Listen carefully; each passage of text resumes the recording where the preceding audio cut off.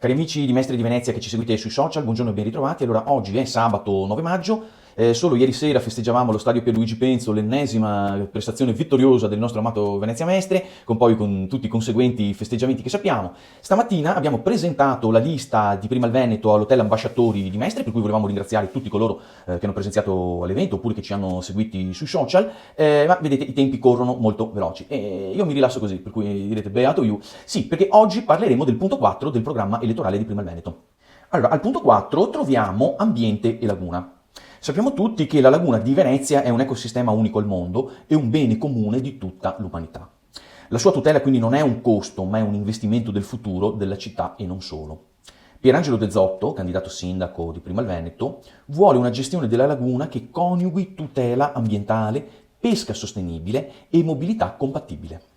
Allora, vediamo che cosa intende il programma di Prima il Veneto per tutela della laguna. Allora, noi chiediamo un piano di monitoraggio continuo della qualità delle acque lagunari con dati pubblici e accessibili a tutti.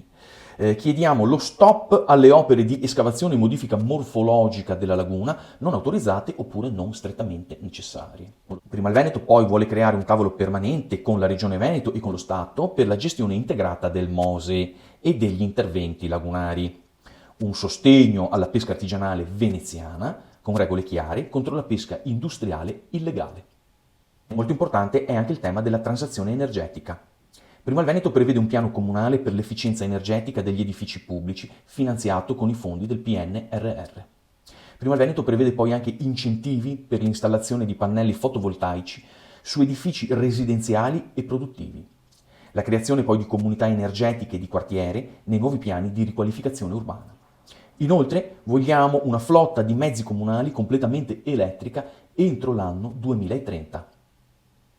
Per quanto riguarda invece il verde urbano e la qualità dell'aria, Prima il Veneto prevede un piano del verde urbano per Mestre e Marghera, comprensivo di nuovi parchi, alberate stradali e tetti verdi.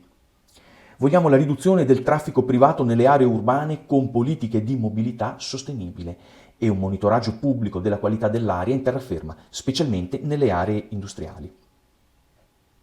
Se non mi conoscete mi presento, ma spero che abbiate già visto i miei video, comunque qui sopra o qui sotto trovate tutti i link per accedere ai miei canali social, su Facebook, su Instagram, su Telegram, su YouTube e anche su TikTok. Sono Francesco Vianello, ho 48 anni, sono l'insegnante dei vostri figli, praticamente so quello del gatto e dei partiti de Baon del Venezia Mestre. Spero che continuerete a seguirmi perché la campagna elettorale è ancora lunga.